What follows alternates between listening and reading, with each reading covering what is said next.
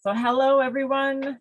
Miigwech for being here. Thank you. My name is Erica Bailey Johnson, and I am running for Minnesota House 2B. I'm also the Sustainability Director at Bemidji State University. I'm going into my 15th year in that role. And I have my awesome team that's been helping me with this campaign work. And one of the things that we were really excited about doing was trying to reach our rural voters in a different way. We have a giant rural district. Our largest community is Bagley with about 1,200 people, and we cover 7 counties, and we have about 43,000 people spread out in that space. So we thought that this might be a really fun way. I'm hoping we can kind of continue doing this in the future, is getting some topics that I've known people have been really curious about and that I have personal experience with, or that I know somebody that would be a really good expert in this area. And the one that we're communicating on today is about ranked choice voting. And this topic has really been resonating with the people that I've been talking to in the district. And we'll talk a little bit more about like how ranked choice voting works. And then if you have any questions, I'd really encourage you along the way to jot them down. And then you can either put them in the chat if you want, or at the end, you can feel free to unmute too. That'll be a great way to ask as well. So hoping to kind of make this clear. I know it can be like a lot of people either haven't heard of it or don't quite know how it works. And I have never honestly participated in it in a political sense. So I'm really curious to hear from Jean Massey, who's joined us from Fair Vote, Minnesota. For all of the different Zoom presentations, I've asked a special guest to join me that either is doing work in this area or has a lot more knowledge and experience than I do. So for all these topics, I'm always just making sure that folks know that I'm not an expert on any of these. With most of them, I'm either have experience with them, like I on Monday talked about our electric cars, on Tuesday talked about our solar photovoltaic experience. Yesterday talked about communicating across the divide. And then on Friday, tomorrow, I'll have another guest talking about farming. So those are some of the topics that we will cover this week. And I want to also encourage everyone, if you have a topic that you're really curious about for our northern Minnesota region or just in general, please email me and I'll show you that email address at the end. I just have a few slides here that I wanted to go through right away. So thanks for being here and we'll get started.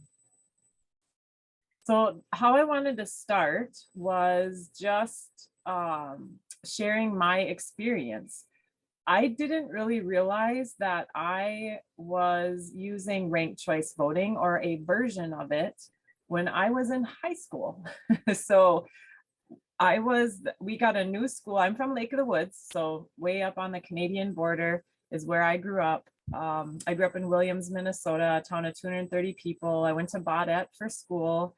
And when it was my junior year of school, we actually got a new school. So we moved out of the old school and moved into this brand new school, K through 12 school. And it was really exciting for everybody.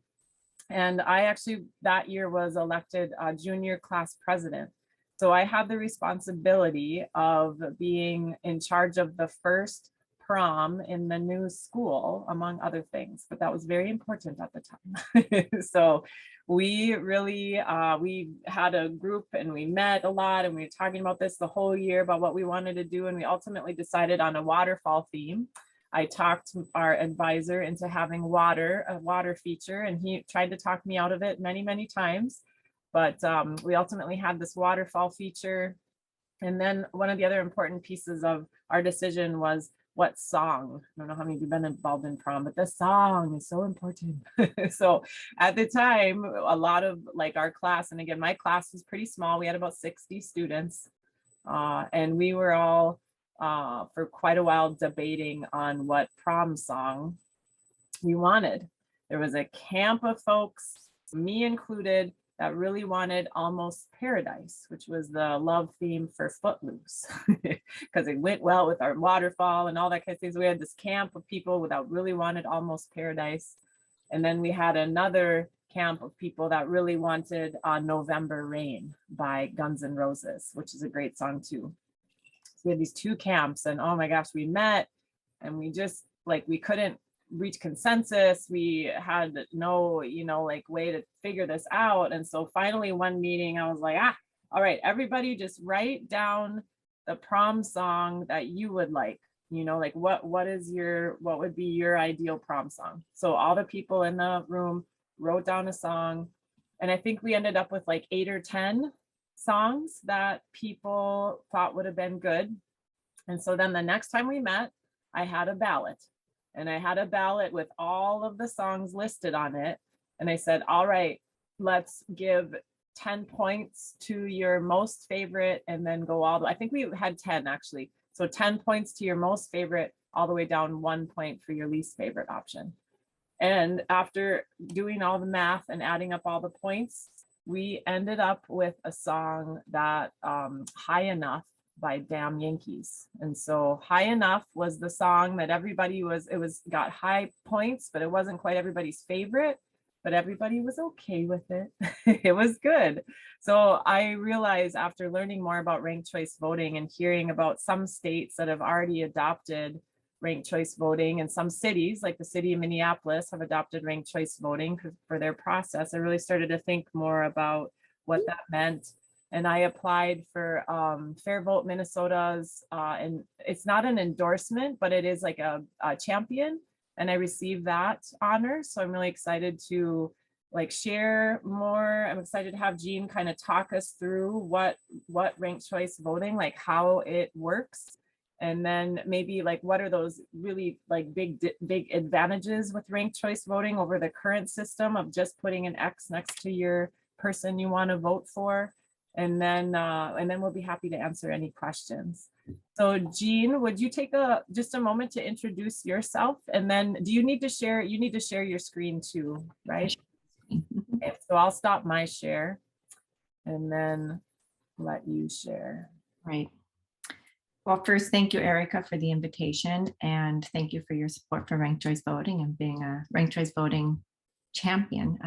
You're one of many, many, many candidates running this year who have badges just like you do, who are all too aware of our increasingly dysfunctional democracy and seeking ways to make it better. And ranked choice voting is one of those ways. So I'm really hopeful that the next legislature, you included, are going to be helping pass this important reform here as soon as possibly next year in the next biennium. So lots of support. It's a growing reform, lots of momentum around it. So thanks for your support. So I'm Jean Massey. I'm the executive director at Fair Vote Minnesota. We're the organization that's leading the efforts to advance ranked choice voting across the state at the local level and for our state and federal elections. I've been with this initiative and this effort for more than 10 years, about a dozen years now, starting with helping run the campaign in Minneapolis back in 2006, and really staying the course to grow this reform in Minnesota by joining Fair Vote Minnesota staff and helping direct the effort, because I really saw back then that our democracy was heading in the wrong direction. And indeed has gotten so much worse, January 6th culminating in a very crystal clear picture for all of us of just how extreme we've gotten. And ranked choice voting is one of the tools to mitigate that extremism. So I think it'll be helpful for people to understand the mechanics of how it works, and then how it does bring that benefit of mitigating extremism and helping promote majoritarian rule, which is kind of at the heart of what we need to do to turn our democracy around again. So I'll screen share to walk through what ranked choice voting is, how it works, and then get into a conversation about the benefits it brings in the experience, not only here in Minnesota, but across the country, and then answer questions. So let me share screen.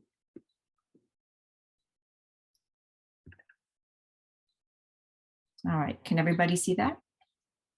Looks good? Yeah, it looks great. Greetings to our guests here who have joined us, and please feel free to just jump in if you've got a question at any time. Ranked choice voting, I just wanted to put it in the context when you were doing the vote back in high school, it looks like you were adding an additional weighting system into the ranking system. So ranked choice voting doesn't add the weights per se. It's really an instant runoff process. And I'm just going to kind of walk through what that is. So here's a basic sample ballot, much like the one you presented, Erica. Hey, Where- would you be able to do a slideshow on the top so the slides are a little bit bigger? Just go up to slideshow on the very far right, like over by share, and click on the little arrow next to it. Yes, I forgot to do that. Yeah, there you go. Yeah. There we go. Thank you. Yeah, that's beautiful.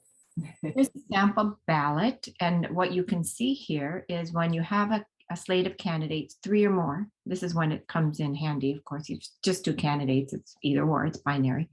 But when you have 3 or more, we need a better, more robust system than our first past the post system. So rather than voting for just one and being strategic in that initiative, you get to rank first choice, second choice, third choice. And you always get to vote your heart. That's one of the biggest values, is that it allows third-party candidates to run, for voters to feel like they can lend their support if that's the candidate who best aligns with their values, without one feeling like you're going to waste your vote as a voter, or worse, help elect the candidate you like the least, which happens all the time. Like the least popular candidate can win under our current system. So it just makes no sense to voters to see that outcome. But we shouldn't restrict voters from voting for the candidate they like the best. And ranked choice voting allows us to do that. So you mark a first, second, third choice. Voters tell us all the time this feels empowering, and this is the way we should be voting. So this is I think, a helpful way to understand the dynamics of what we have and ranked choice voting. So in a traditional election between 2 people, you get cake or pie. I'm going to demonstrate it with desserts because we often do dessert election. You get cake or pie, right? It's easy, either like chocolate cake or apple pie. Those are the 2 choices on your ballot, and one of them will win with a majority of the vote. And the whole goal of ranked choice voting is to make sure a candidate prevails with a majority. So in this election, what we can see, not surprisingly, is that chocolate cake wins over apple pie. In fact, chocolate cake has 54% to 46% for apple pie. I agree. No, I was kidding. Oh, it won for a reason. Oops. But what happens when, ta-da, a third candidate comes into the race? Well, it's probably going to split the vote, right? You can see it's who it's going to be most aligned with. And this happens all the time. It's happened in our elections again in 2022. So naturally, now that voters get to split their vote with 3 candidates, apple pie keeps its 44%. Looks like that picture. There's cupcake, though, takes 14% of the vote, and that comes at the expense of chocolate cake. So now apple pie won, even though it was clear in a head-to-head race that chocolate cake would win. This is a big problem. It is not uncommon at all for the more extreme candidate, for a candidate to win with less than a majority of the vote when the majority would have preferred somebody else. So with ranked choice voting, we don't have to worry about that. By ranking, what we can do is make sure people can vote cupcake if they want to vote cupcake, not waste their vote, and then cast a second choice for their preferred candidate. In this race, 2% went to apple pie, fine, but the vast majority, as we would expect, went to chocolate cake, and chocolate cake prevails. The majority was kept. So the goal, again, with ranked choice voting is to ensure that whoever wins with majority, and we use the rankings to accomplish that instant runoff process.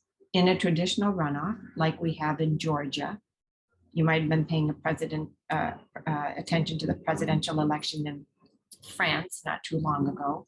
They do traditional runoffs, so that all the candidates run it, and if no candidate gets a majority in the first round, then the top 2 candidates advance to a second election. And then voters have to come out to the polls. Polling locations need to get set back up. It's very expensive. And the candidates have every incentive to simply attack each other in order to win. So traditional runoffs are better than not having them at all. but not nearly as good as an instant runoff process. An instant runoff process like this, again, lets you always vote your heart, and it incentivizes civility in the campaign process. Vote campaign candidates tell us all the time now, because we have a lot of experience with it, how much more they prefer to campaign under ranked choice voting than under the traditional system. And that's because if they're door knocking, most candidates run because they want to serve. They want to talk to more voters. They want to be popular. But the current system really incentivizes kind of playing to the base. So you don't need to contact a voter unless you're pretty sure that voter is going to be voting for you. You don't want to turn them out to vote for somebody else. So the ranked choice voting candidates can say, well, you might be voting for someone else as a first choice, but I'd like to earn your second choice vote, and here's why.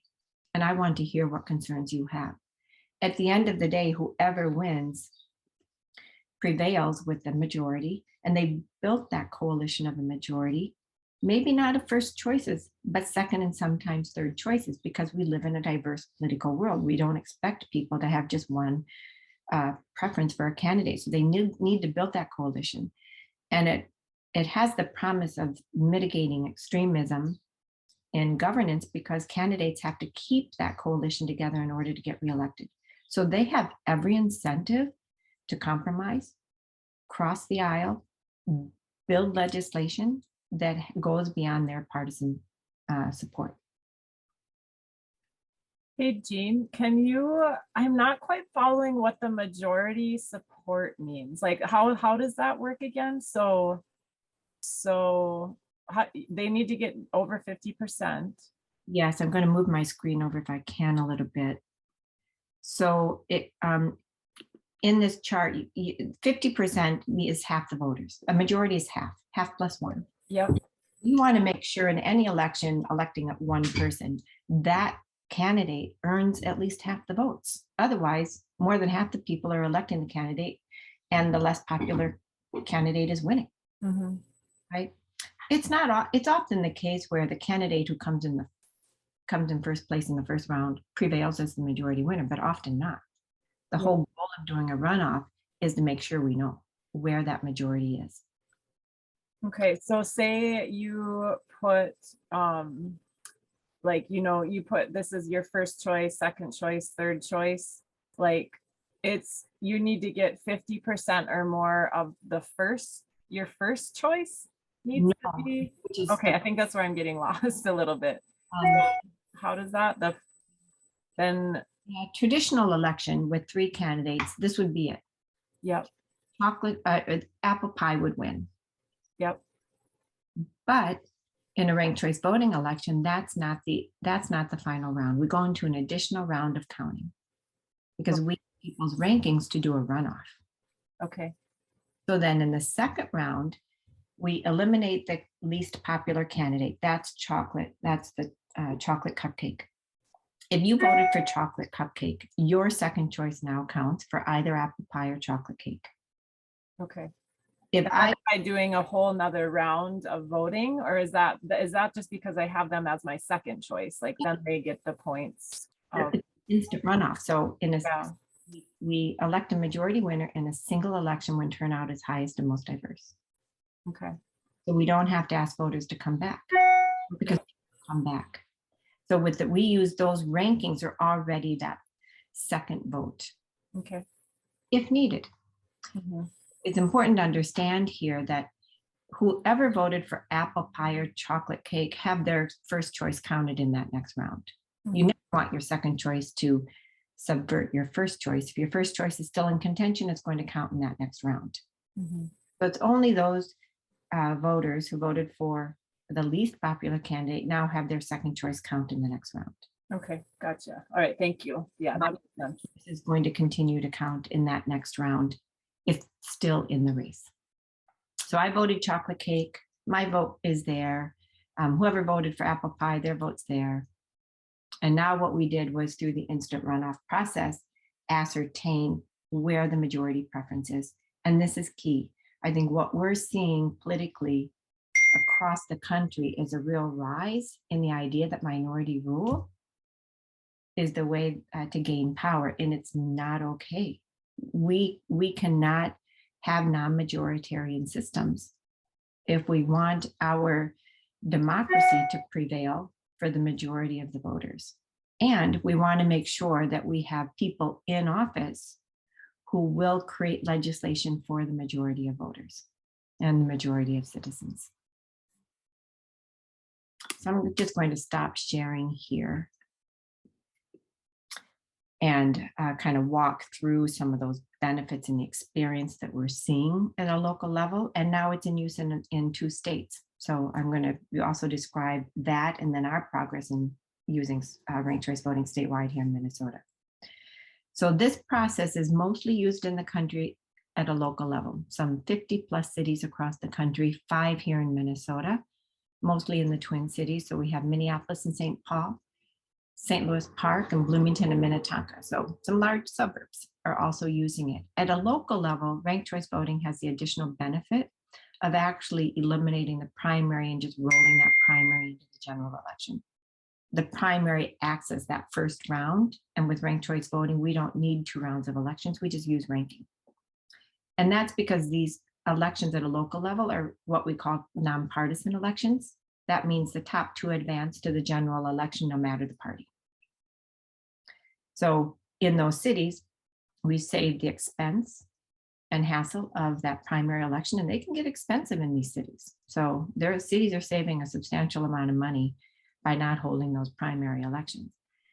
And then on that point, can I ask a quick question? How do people get on that ballot, like that ranked choice ballot? And I know, I didn't look into it, but I think I heard that Alaska, they had like 40 people listed on some ballot. I mean, is there like... I'm going to come back to that. Okay. Every community has ballot access rules. Every state has ballot access rules. And in charter, you can set those ballot access rules. In Minneapolis and most of the cities, they require a certain threshold of a monetary contribution to file or a set number of signatures is usually, and that varies by city and by state. There's nothing fixed. There's not a federal rule on ballot access.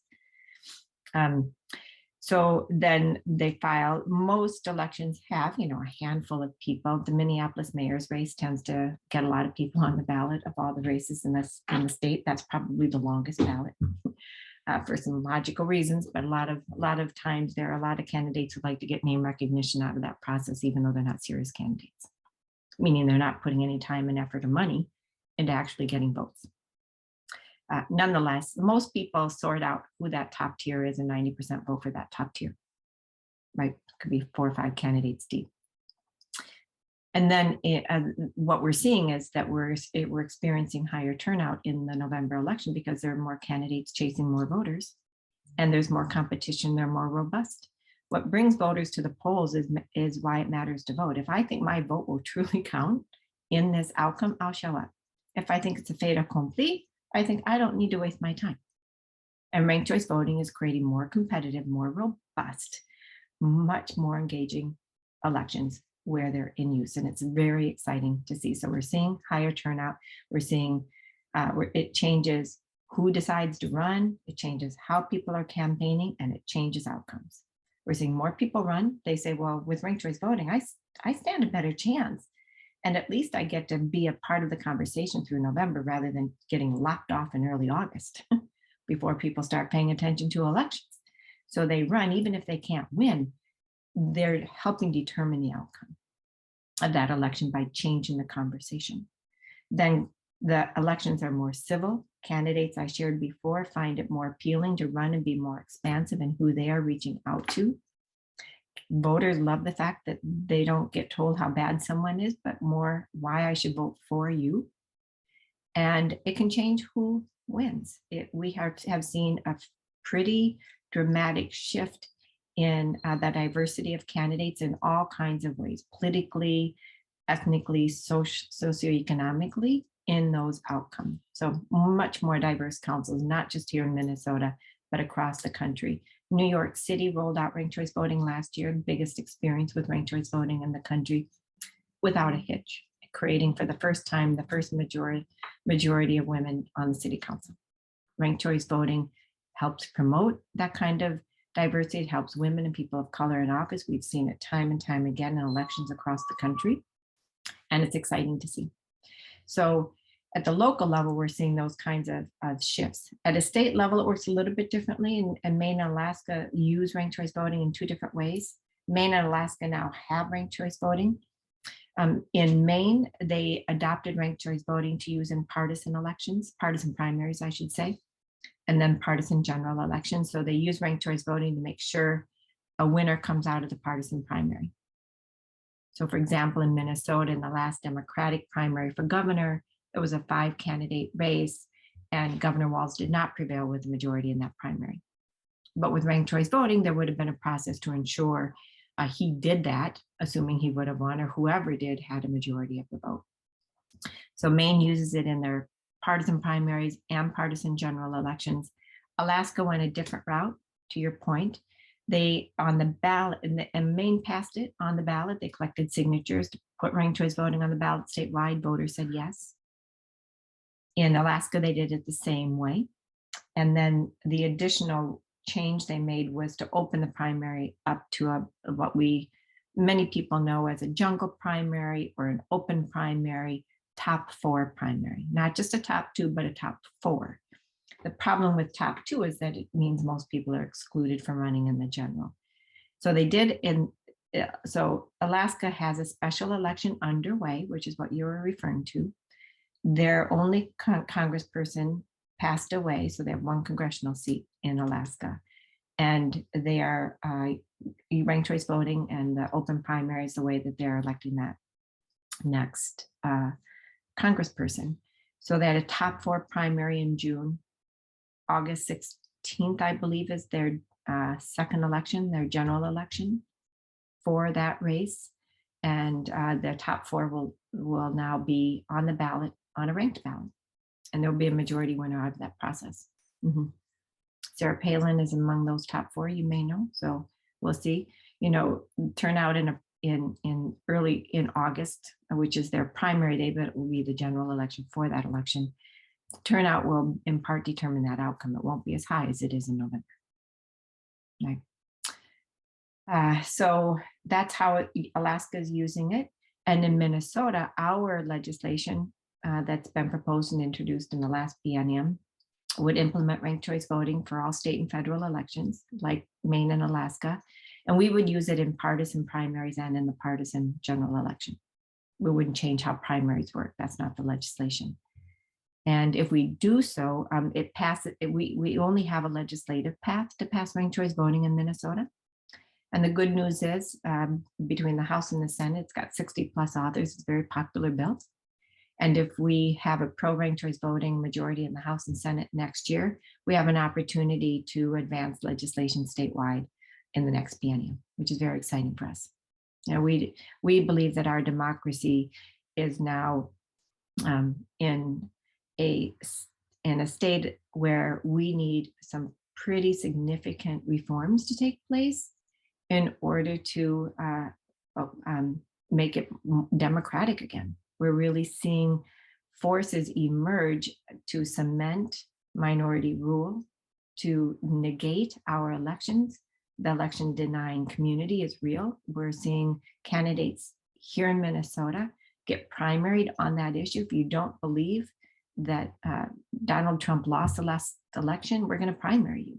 We're going to get rid of you in the caucus. So those elements are real, and we need to make sure that at every level, our democratic institutions help the majority prevail. And that's what ranked choice voting does. Certainly isn't the only reform we need to do, but it's an important one. And it's doable and achievable, which makes it an exciting reform. Yeah, Jean, is there other countries that have already been on that path for a while, have done ranked choice voting? It's newer here, but it certainly isn't new internationally. Places like Ireland have used it for 100 years. Okay. So it's very well established as a system of voting, which is why I think it's taken off pretty quickly here, is that it has had that foundation of experience and use and legitimacy internationally for a very long time. Ireland, Northern Ireland, Australia, New Zealand uses a form of it for its parliamentary elections. Scotland, City of London uses it for the election of their mayor. Mhm. Very cool. Thanks for that overview. That was great. I understand it a lot better now. And I'm just gonna allow some time to see if our guests have any questions. You could unmute yourself. I know they're in Andrew Miller's screen. He's got a little crew people there. So if any of them have questions, be happy to. I see. Great. Oh, he's there. Look at, there they are. Yeah, and Mohammed's in there too. I'm excited, and I see your youthfulness. We truly believe that the next generation of voters won't be stuck with where we're at. The plurality voting system is crushing our democracy, and we can do so much better. Yeah. Yes, we can. You see ranked choice voting going like federally anytime in the next like decade or so? Good question, because it's really helpful for us to know that the power of changing our election system is at the state level. There is no federal anything. The only thing that happens federally is determine how many congressional seats we get. That's it. And then we reapportion ourselves, like we draw our own boundaries in the state. So all of the elections rules are driven by our state legislatures. We unfortunately don't have the opportunity to put ranked choice voting on the ballot statewide here in Minnesota, because we'd pass it when it does, but we have to pass it through the legislature, which is why we really do put a lot of time and energy into making sure candidates like Eric are educated about ranked choice voting, have an opportunity to speak to it, support it, talk about it, promote it. So we're really grateful that you're doing all of that, Erica. And should you be elected, you'll have an opportunity to help pass it through the legislature. Thanks for that. We always try to say when I'm elected in our circle. I know I can't say that, but I can. yeah, but really, yeah, I'm really grateful. I guess I have one question too. Is there any place where ranked choice voting wouldn't make sense? Like, I just can't, I'm kind of like not thinking of any place where you would just want two people. What I think happens in smaller communities where there isn't a lot of competition for elections, where it's hard to recruit candidates sometimes. Yeah. Okay. Where it's not going to be as useful. If you really only have one or two candidates running pretty consecutively in a community, then you're not going to rush to ranked choice voting, because the value is just not going to be there. But what we're seeing in outstate Minnesota is increasing competition in elections. And it's not just for city council or townships, it's for school board and county races too. And we see that competition. And there's just no reason one to run primaries in those elections. And then in many cities and in school boards, we have at-large elections. So if there's a 4-council election, could be in your community, it's vote for up to 4. And then the top 4 advance and so on. But there's a real problem in that. By that system encourages bullet voting, meaning vote for just one. Because if I get 4 equal votes, if I really like someone, then I'm going to help unelect them by voting for 3 more people. Like I'm splitting my own vote, reducing the opportunity for my favorite candidate to win. So there's the incentive to vote for just one. And then campaigns are using that to say, vote for only this person to win. And the most extreme people are running and winning. And this is happening in school boards across the state.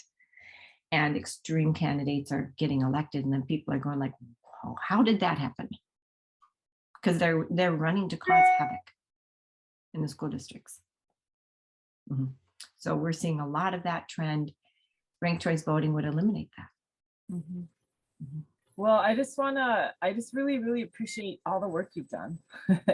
I can tell like you're really invested and passionate about improving democracy and uplifting lots more people in this process. So I think that's really important and something I'm really wanting to support. So thanks for spending the time with us today. And thanks for all the work that you do.